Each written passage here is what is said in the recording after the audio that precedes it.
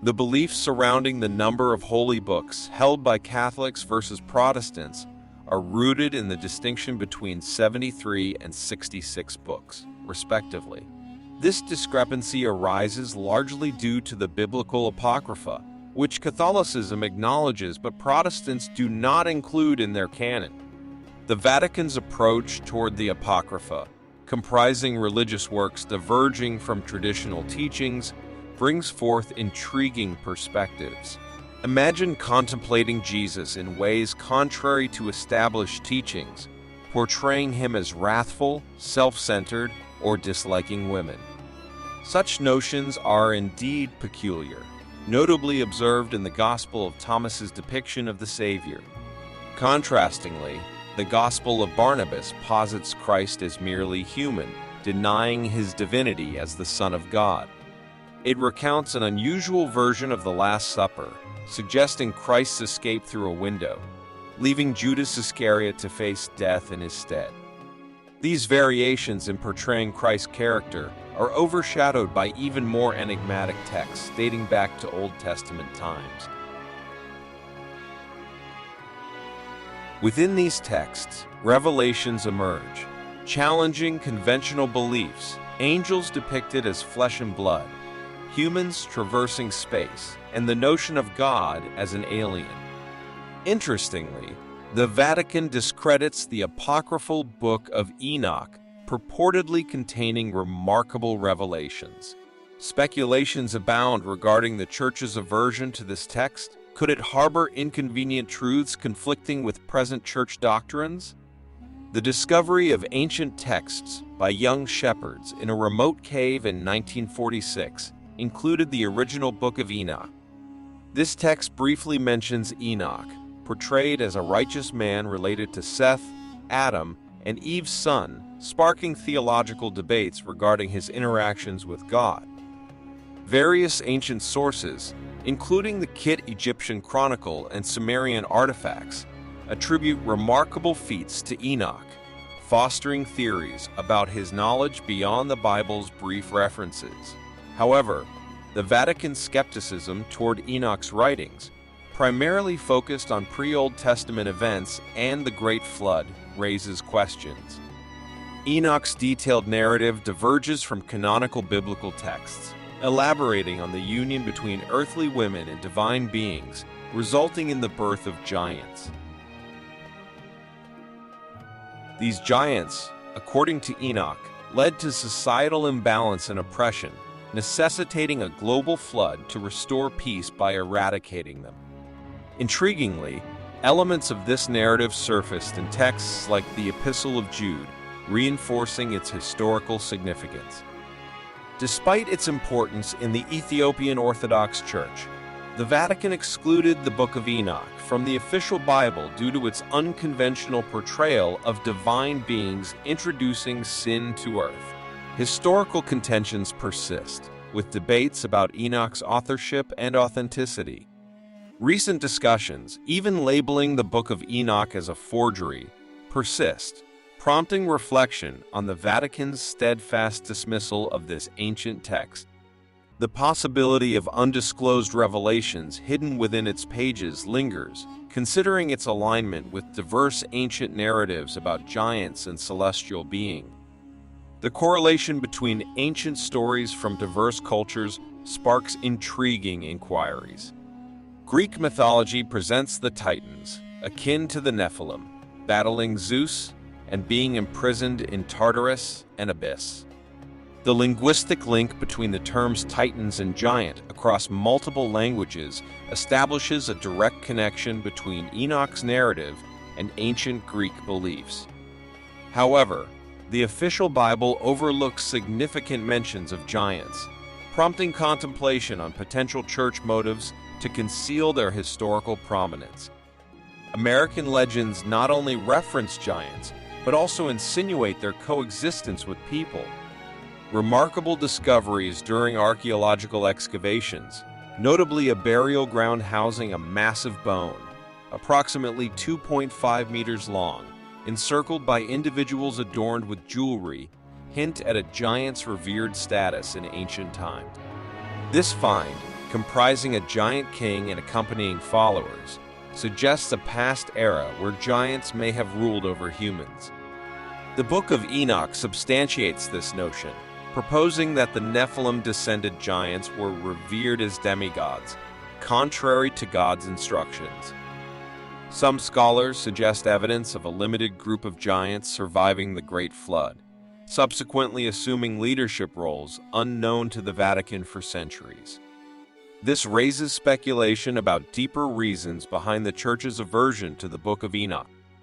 Enoch's audacious claims about the Nephilim, typically perceived as fallen angels, as potential extraterrestrial beings, challenge conventional interpretations. Despite the perceived incredulity, Enoch, dating back 5,000 years, offers strikingly precise insights into celestial mechanics. His writings elucidate Earth's spherical nature and its orbital motion around the Sun, insights typically attributed to later historical figures like Copernicus and Galileo in the 1600s. Enoch's astronomical insights extend to categorizing stars based on weight, brightness, and distance from Earth, accurate data mirroring contemporary astronomical classifications.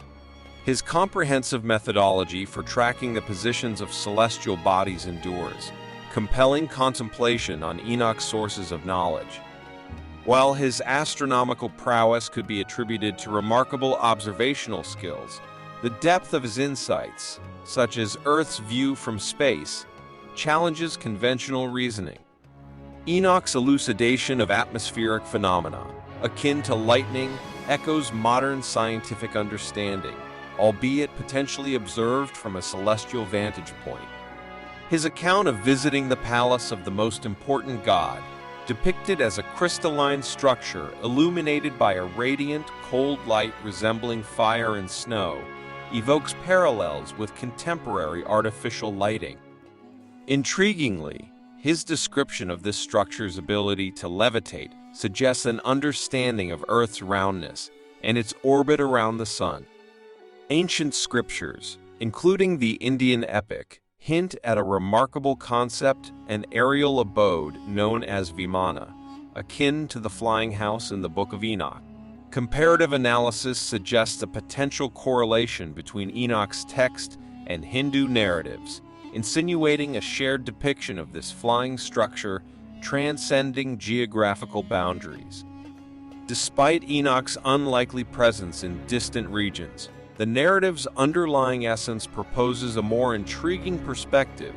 It may not merely be a religious text, but a detailed account of encounters with extraterrestrial beings.